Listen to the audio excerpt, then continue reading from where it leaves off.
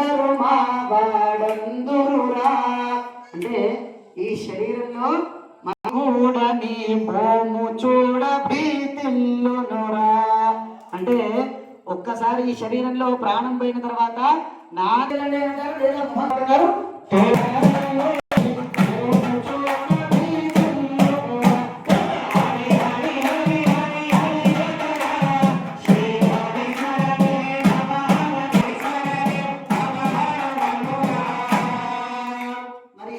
పోనీ ఈ నలుగురు కోసమే బ్రతుకుతున్న వాళ్ళ